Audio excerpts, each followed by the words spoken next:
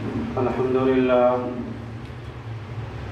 لله وكفى وسلام على عباده الذين اصطفى أما بعد فأعوذ بالله من الشيطان الرجيم بسم الله الرحمن الرحيم إنا أنزلناه في ليلة مباركة صدق الله العظيم. معزز سامعین کرام، آپ سبھی حضرات کو معلوم ہے کہ شب برات بہت قریب ہے. تو شب برات کب کی ہے؟ شب برات والے دن کیا کرنا چاہیے؟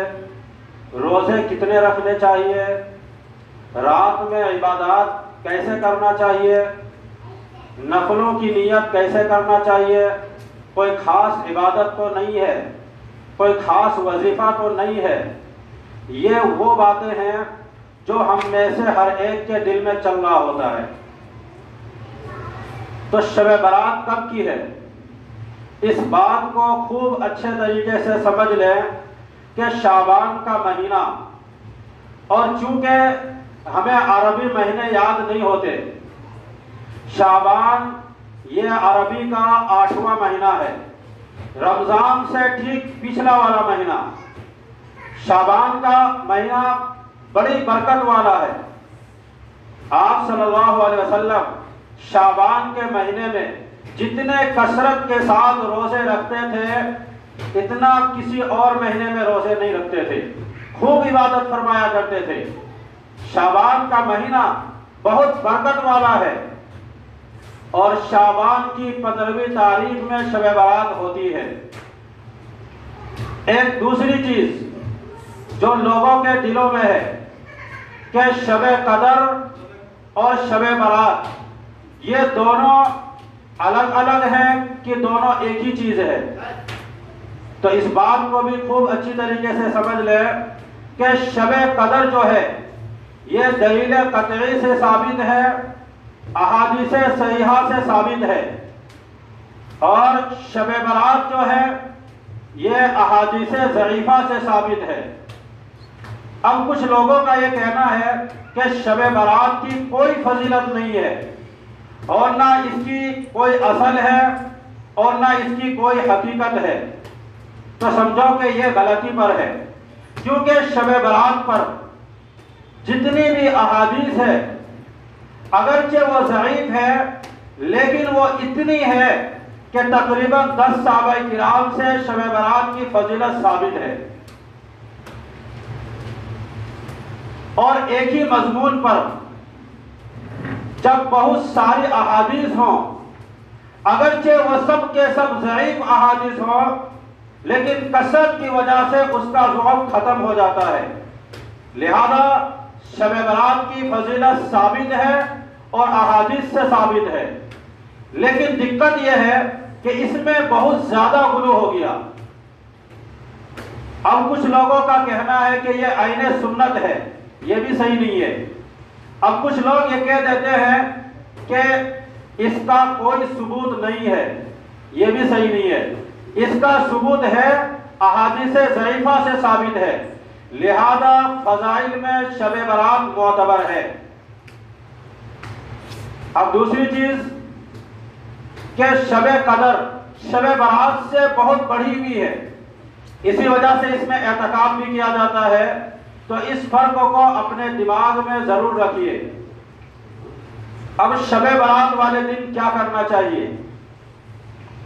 آج کل ہر لوگ اپنے چینل کو بڑھانے کے لیے، ویوز کو بڑھانے کے لیے، سبسکرائب کو بڑھانے کے لیے ایسے عجیب و غریب اعمال، ایسی عجیب و غریب عبادات کلپ کے ذریعے بتائی جا رہی ہے، شیئر کی جا رہی ہے، اور ہمیں اس میں مزہ بھی آ رہا ہوتا ہے. میں کہتا ہوں کہ دین بہت سادہ ہے، اتنا سادہ ہے کہ بچے کو بھی سمجھ میں آ جائے. اور نماز بالکل سمپل ہے، آسان ہے، کوئی پابندی نہیں ہے کہ یہ سورت پڑھیں گے تو نماز ہوگی، یہ سورت نہیں پڑھیں گے تو نماز نہیں ہوگی. ایسا نہیں ہے. آپ کو جو مرضی ہے، جو یاد ہو، آسانی کے ساتھ آپ پڑھ سکتے ہیں. آپ اس کو پڑھیے نماز ہو جائے گی۔ ایسا نہیں ہے جیسے کہ آج کل چینل والے ہمیں بتا رہا ہے کہ یہ اس رکعت میں یہ سورت پڑھو گے تو نماز ہوگی، ایسا نہیں ہے۔ لیکن حیرت کی بات اور افسوس کی بات تو یہ ہے کہ چینل والے ہمیں بتا رہے ہوتے ہیں اور اس کی باتوں کو ہم قبول کرتے ہیں، دل سے قبول کرتے ہیں، اور باضابطہ پھر اس کی باتوں پر ہم عمل بھی کر رہے ہوتے ہیں۔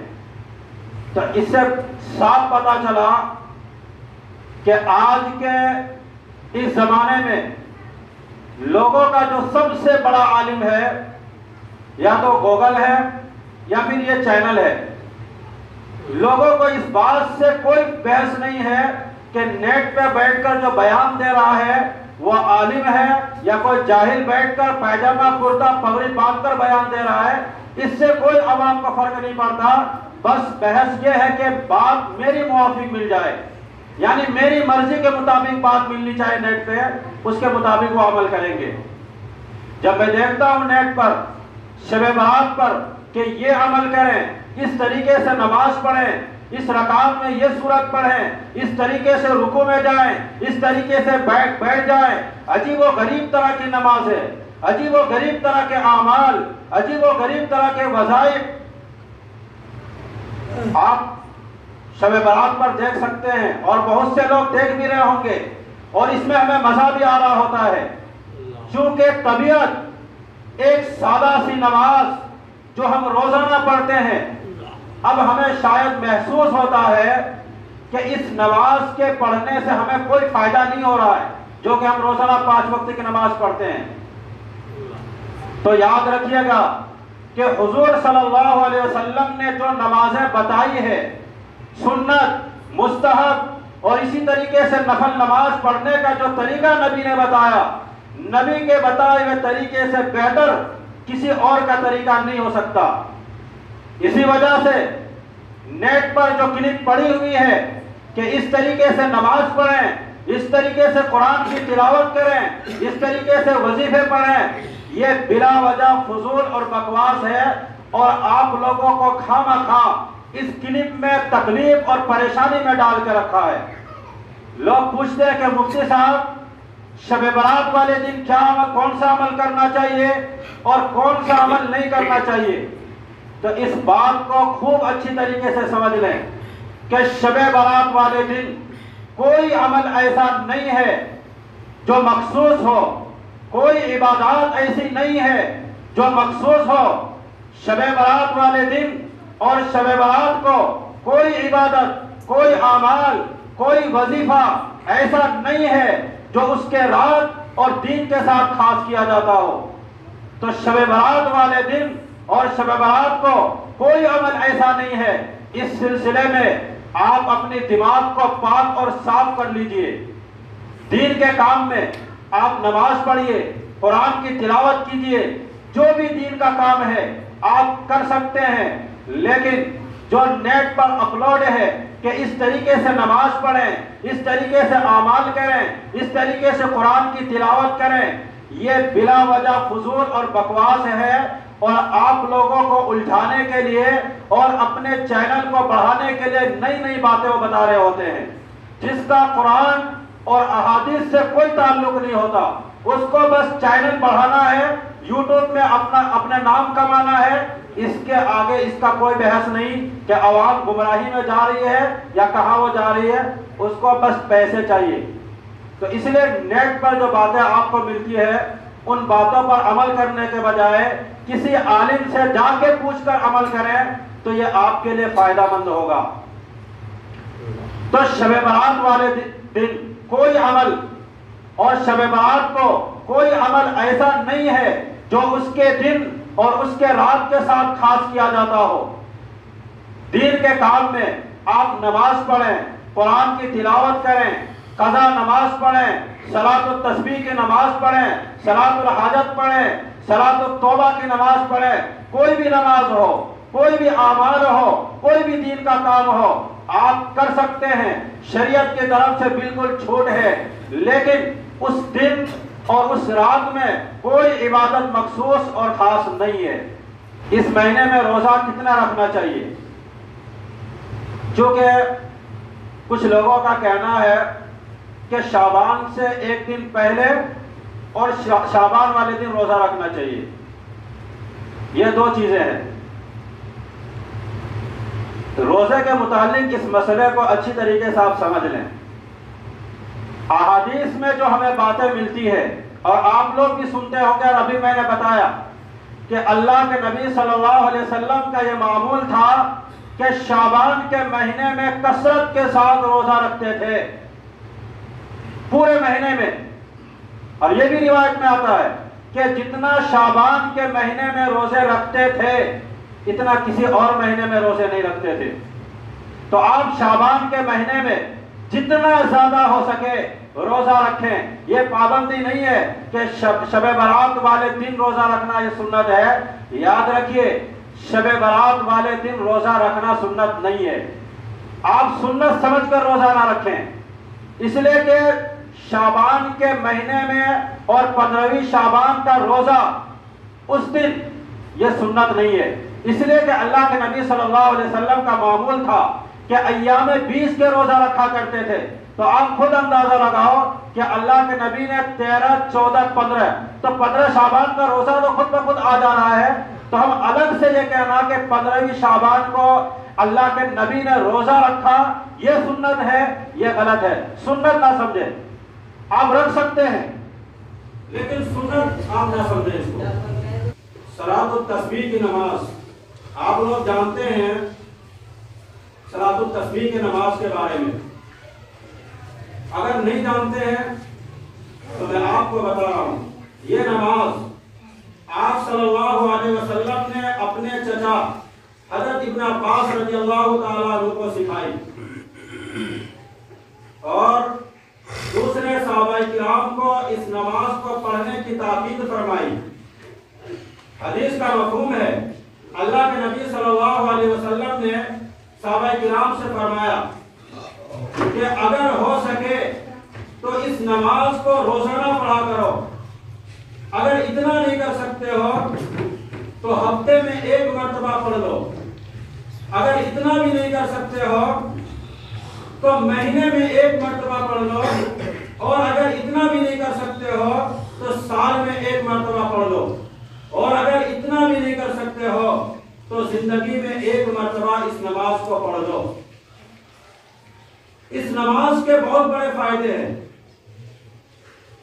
سب سے بڑا فائدہ یہ ہے کہ ہمارے جتنے بھی گناہ ہوتے ہیں، صغیرہ کبیرہ، جانے میں کیے ہوں، انجانے میں کیے ہوں، تنہائی میں کیے ہوں یا کھلم کھلا کیے ہوں، اس نماز کی برکت سے اللہ تبارک و تعالی ہمارے سارے گناہوں کو معاف فرما دیتے ہیں.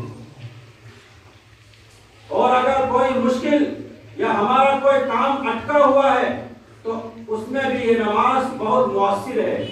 یہ نماز آپ صلی اللہ علیہ وسلم نے صحابہ کرام کو سکھائی. بہت سارے لوگ ایسے ہیں جو جمعے کی نماز سے پہلے مسجد میں چلے جاتے ہیں اور اس نماز کو پڑھتے ہیں. بہت سارے خواتین اللہ کی نیک بندیاں ایسی ہیں جو اس نماز کو پڑھتی ہے. تو اس لیے ہر مسلمان کو کم از کم ہفتے میں 1 مرتبہ اس نماز کو پڑھ لینا چاہیے. اور اگر ایسا نہیں کر سکتے ہیں تو مہینے میں 1 مرتبہ پڑھ لیں. اگر ایسا بھی آپ نہیں کر سکتے ہیں تو سال میں 1 مرتبہ پڑھ لیں. اور اگر آپ ایسا بھی نہیں کر سکتے ہیں تو زندگی میں 1 مرتبہ صلاۃ التسبیح کی نماز ضرور ہی پڑھ لیا کرو. ضرور پڑھ دو. اب اس نماز کے پڑھنے کا طریقہ کیا ہے؟ کیونکہ شب برات آ رہی ہے. بہت سارے لوگ پوری سال اس نماز کو نہیں پڑھتے ہیں لیکن اس رات میں اس نماز کو پڑھ لیتے ہیں. اسی نماز کا طریقہ میں آپ لوگوں کو سمجھانے کی کوشش کروں گا. اللہ تعالیٰ سے دعا کر کے بیٹھتا ہوں کہ میری بات عوام کو سمجھ میں آ جائے کہ اللہ میری زبان سے ایسے الفاظ نکالوائیے جو عوام کے لیے، لوگوں کے لیے سمجھنے میں آسانی ہو، دشواری نہ ہو. تو اس نماز میں ایک کلمہ پڑھا جاتا ہے. تیسرا کلمہ وَسُبْحَانَ اللَّهِ وَالْحَمْدُ لِلَّهِ وَلَا إِلَٰهَ إِلَّا اللَّهُ وَاللَّهُ أَكْبَرُ. اور اگر آپ آگے تک پڑھنا چاہتے ہیں تو علماء نے لکھا ہے کہ پورا کلمہ پڑھ لے تو بہتر ہے. سبحان اللہ والحمدللہ ولا الہ الا اللہ واللہ اکبر ولا حول ولا قوت الا باللہ العلی العظیم. اور اگر آپ مختصر پڑھنا چاہتے ہیں تو بس اتنا پڑھ لیجئے سبحان اللہ والحمدللہ ولا الہ الا اللہ واللہ اکبر. آگے والا چاہے تو پڑھ لے، نہ چاہے تو نہ پڑھیں، بہرحال نماز ہو جائے گی. 4 رکعت کی نیت باندھیں گے اور اس میں یہ کلمہ 300 مرتبہ پڑھا جائے گا جو میں نے ابھی اوپر بتایا. 4 رکعت کی نیت باندھیں گے کہ میں نیت کرتا ہوں 4 رکعت نماز نفل صلاۃ التسبیح. دل سے نیت کر لیں، اور اگر آپ زبان سے کہنا چاہتے ہیں تو یہ بہتر ہے، اور اگر نہ کہیں تو بھی کوئی دقت نہیں ہے. تو دل سے نیت کریں کہ اللہ میں صلاۃ التسبیح کی نماز پڑھنے جا رہا ہوں یا جا رہی ہوں. اور اگر زبان سے کہنا چاہتے ہیں تو کہہ سکتے ہیں کہ میں نیت کرتا ہوں 4 رکعت نماز صلاۃ التسبیح واسطے اللہ تعالیٰ کے رخ میرے کعبہ شریف کی طرف اللہ اکبر کہہ کر ہاتھ باندھیں گے. اس نماز کے 2 طریقے ہیں. آج میں وہ طریقہ بتاؤں گا جو سب سے آسان ہے، دوسرا طریقہ ہو سکے تو بعد میں کبھی بتاؤں گا. تو سب سے پہلے اللہ اکبر کہہ کے ہم نیت باندھ لیں گے. نماز سے طریقہ سمجھیے کہ سب سے پہلے اللہ اکبر کہہ کر ہاتھ باندھیں گے، پھر ثنا پڑھیں گے. ثنا پڑھنے کے بعد اس کلمے کو 15 مرتبہ پڑھیں گے. ابھی جو میں نے بتایا سبحان اللہ والحمدللہ ولا الہ الا اللہ واللہ اکبر 15 مرتبہ پڑھیں گے. اس کے بعد الحمد شریف پڑھیں گے، پھر کوئی سورت ملائیں گے، پھر 10 مرتبہ اس کلمے کو پڑھیں گے. پھر رکوع میں جائیں گے، پہلے رکوع کی تسبیح پڑھیں گے، پھر 10 مرتبہ اس کلمے کو پڑھیں گے. پھر رکوع سے کھڑے ہوں گے، پھر 10 مرتبہ اس کلمے کو پڑھیں گے. اور پھر سجدے میں جائیں گے تو پہلے سجدے کی تسبیح پڑھیں گے، پھر بعد میں اس کلمے کو 10 مرتبہ پڑھیں گے. پھر سجدے سے اٹھیں گے، پھر 10 مرتبہ اس کلمے کو پڑھیں گے. پھر دوسری سجدے میں جائیں گے، پھر 10 مرتبہ اس کلمے کو پڑھیں گے. تو ہمارا یہ کلمہ سبحان اللہ والحمدللہ ولا الہ الا اللہ واللہ اکبر 75 مرتبہ ہو جائے گا. 70 پر 5 مرتبہ. تو ہر رکعت میں اس کلمے کو 75 مرتبہ پڑھنا ہے. اب کیسے پڑھنا ہے؟ ثنا کے بعد 15 مرتبہ پڑھنا ہے. پھر الحمد شریف سورت ملانے کے بعد 10 مرتبہ پڑھنا ہے، 25 ہوا. اس کے بعد رکوع میں جانے سے پہلے 10 مرتبہ پڑھیں گے، 35 ہوا. پھر رکوع کی تسبیح پڑھیں گے، رکوع کی تسبیح کے بعد پھر 10 مرتبہ پڑھیں گے، 35. اس کے بعد جب رکوع سے اٹھیں گے پھر 10 مرتبہ پڑھیں گے، 45. پھر جب سجدے میں جائیں گے پھر 10 مرتبہ پڑھیں گے، 55. پھر سجدے سے جب اٹھیں گے پھر 10 مرتبہ پڑھیں گے، 65. اور پھر جب دوسری سجدہ کریں گے پھر 10 مرتبہ پڑھیں گے. یہ 75 ہو گیا. پھر التحیات پڑھیں گے، التحیات کے بعد پھر سیدھے کھڑے ہوں گے تو پہلے 15 مرتبہ اس کلمے کو پڑھیں گے. پھر اسی طریقے سے جو میں نے بتایا اسی طریقے سے آخر تک جائیں گے. پھر چوتھی رکعت کے لیے کھڑے ہوں گے تو پہلے نمبر پر 15 مرتبہ پڑھیں گے، پھر الحمد شریف، پھر سورت ملائیں گے. اس طریقے سے آپ 4 رکعت مکمل کریں گے.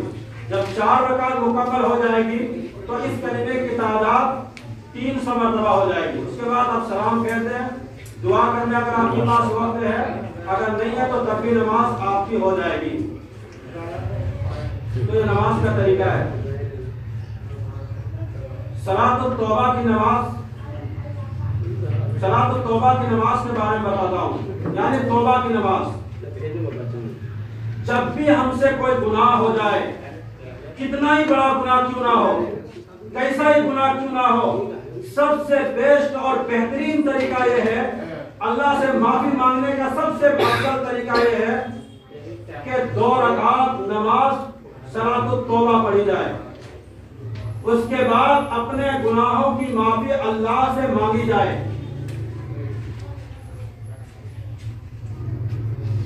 اس کے بعد اللہ تبارک و تعالیٰ سے اپنے گناہوں کی معافی مانگی جائے.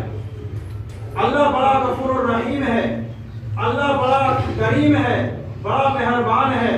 حدیث شریف میں آتا ہے کہ ابن آدم اگر تو زمین و آسمان کو گناہ سے بھر دو، اتنے گناہ کیے ہوں کہ زمین و آسمان بھر جائے تیرے گناہ سے، لیکن اگر تو مجھ سے اپنے گناہوں کی معافی مانگے گا، سچے دل کے ساتھ معافی مانگے گا، تو زمین و آسمان کیوں نہ بھر جائے تیرے گناہ سے، اگر تو سچے دل کے ساتھ توبہ کرے گا تو میں تیرے سارے گناہ کو معاف کر دوں گا۔ یہ اللہ کی مغفرت ہے۔ اللہ کتنا غفور الرحیم ہے، اللہ کتنا بڑا مہربان ہے۔ تو گناہ کتنا ہی بڑا کیوں نہ ہو جائے، ہمیں مایوس نہیں ہونا چاہیے، سچے پکے دل کے ساتھ توبہ کرنا چاہیے۔ اور توبہ ایسی نہ ہو کہ دل میں ارادہ ہو کہ میں بعد میں پھر اس گناہ کو کر لوں گا۔ توبہ کا مطلب ہی یہی ہے کہ جب ہم اللہ سے معافی مانگے تو دل میں یہ نیت ہو، یا اللہ آج کے بعد میں گناہ کبھی نہیں کروں گا، یہ دل میں نیت ہو، پھر اپنی طرف سے پوری کوشش ہو۔ یہ توبہ کا مقصد ہے۔ پھر چاہے کتنا ہی بڑا گناہ کیوں نہ ہو جائے آپ سے، کیسا ہی گناہ کیوں نہ ہو جائے آپ سے، 2 رکعت آپ صلاۃ التوبہ کی نماز پڑھیں اور اللہ تبارک و تعالیٰ سے اپنے گناہ کی معافی مانگیں۔ گناہوں سے توبہ کے لیے جو 2 رکعت نماز پڑھی جاتی ہے، اس کو کہتا ہے صلاۃ التوبہ، یعنی توبہ کی نماز۔ یہ نماز کیسے پڑھی جاتی ہے؟ تو جیسے ہم 2 رکعت نفل نماز پڑھتے ہیں، اسی طریقے سے اس نماز کو پڑھیں گے توبہ کی نیت سے۔ نیت دل کے ارادے کا نام ہے۔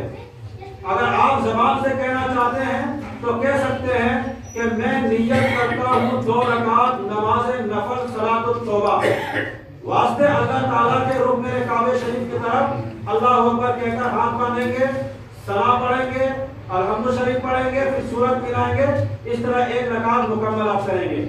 پھر دوسری رکعت میں الحمد شریف سورت ملا کر دوسری رکعت بھی آپ مکمل کریں گے۔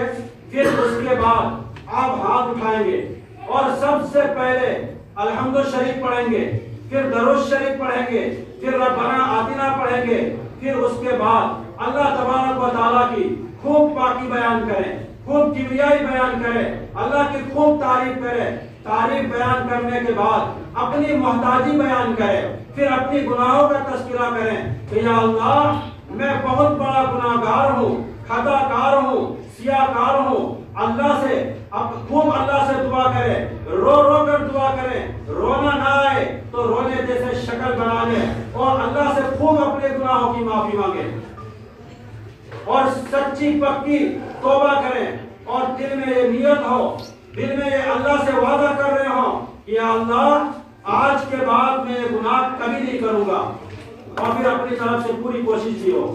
تو حدیث میں آتا ہے کہ اللہ تبارک و تعالیٰ ایسا کر دیتا ہے بندے کو کہ جیسا کہ اس نے گناہ کیا ہی نہ ہو۔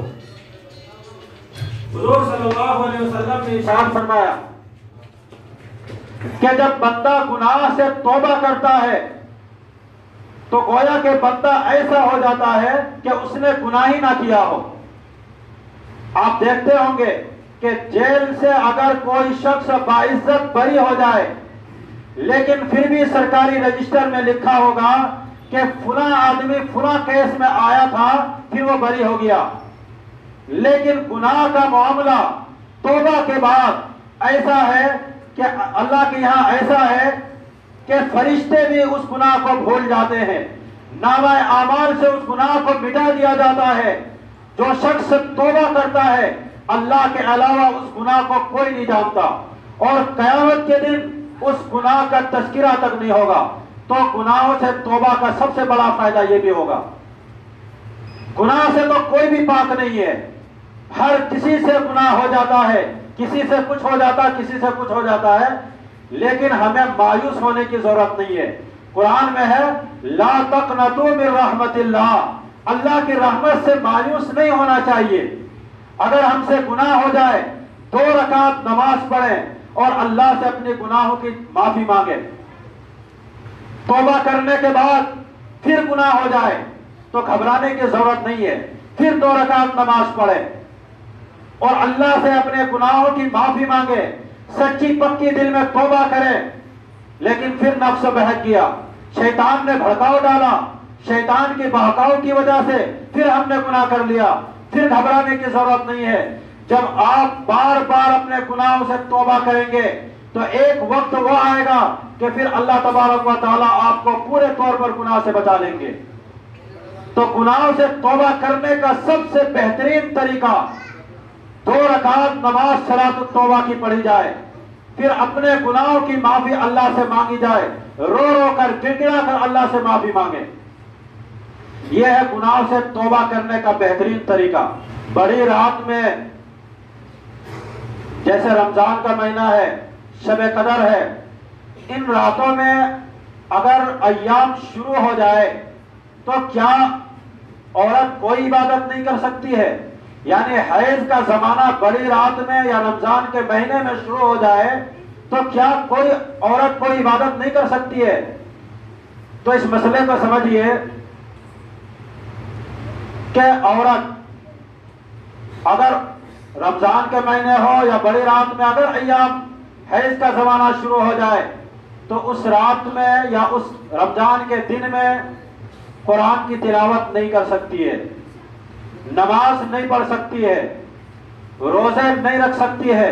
اس کے علاوہ جتنی بھی عبادات ہے، ذکر و اذکار ہے، تسبیح ہے، دعا ہے، یہ تمام اعمال عورتیں کر سکتی ہے، صرف 3 کام نہیں کر سکتی۔ نماز نہیں پڑھ سکتی ہے، روزہ نہیں رکھ سکتی ہے، قرآن کی تلاوت نہیں کر سکتی ہے۔ حدیث میں آتا ہے کہ رجب اور شعبان، رجب اور رمضان کے درمیان ایک ایسا فضائل اور برکت والا مہینہ ہے جو لوگوں کو علم نہیں ہے۔ اس مہینے میں اللہ تبارک و تعالیٰ کے پاس بندوں کے اعمال پہنچائے جاتے ہیں۔ اس سے معلوم ہوا کہ شعبان اور رمضان کے مہینے میں گہرا ربط ہے، گہرا تعلق ہے۔ حضرت انس بن مالک رضی اللہ تعالیٰ عنہ روایت کرتے ہیں کہ اللہ کے نبی صلی اللہ علیہ وسلم جب رجب کے چاند دیکھ لیتے تو خوب قرآن کی تلاوت کرتے تھے، قرآن کی تلاوت میں منہمک ہو جایا کرتے تھے، اور مسلمان اپنے مال سے زکوٰۃ نکالتے، صدقہ و خیرات کرتے، اور حکمران قیدیوں کو بلاتے، قیدیوں کو طلب کرتے، اور جس پر حد واجب ہوتی اس کی سزا کا اعلان کیا جاتا، اور جو بے گناہ ہوتے اس کو باعزت بری کر دیا جاتا، اور لوگ اپنا قرضہ ادا کرتے اور دوسروں سے اپنا حق وصول کرتے تاکہ معاملات صاف ہو جائے۔ تو رمضان چونکہ بالکل قریب ہے، رمضان سے پہلے پہلے ہمیں اپنے گریبان میں اور اپنی زندگی کی طرف پلٹ کر دیکھیں کہ یہ جو سال بھر کی زندگی ہم نے کاٹ دی ہے، اس زندگی میں ہم سے گناہ زیادہ ہے یا اعمال صالحہ زیادہ ہے؟ ہم سے کن سے لڑائی ہے، دشمنی ہے، کس کا میں نے حق دبایا، کس سے قرضہ لے کر رکھا ہے؟ ان تمام چیزوں کو رمضان سے پہلے پہلے ادا کرنے کی کوشش کریں تاکہ آپ کا جو آپ کی زندگی میں مبارک مہینہ آنے کو ہے، ہمیں تو استقبال صحیح طور پر کرنا چاہیے۔ اللہ کے نبی صلی اللہ علیہ وسلم رمضان کے مہینے کے استقبال کے لیے رجب سے شروع کر دیتے تھے، وہ ہے نا، اللہم بارک لنا فی رجب و شعبان و بلغنا رمضان، یا اللہ رجب اور شعبان میں برکت عطا فرما اور ہمیں رمضان تک پہنچا دے۔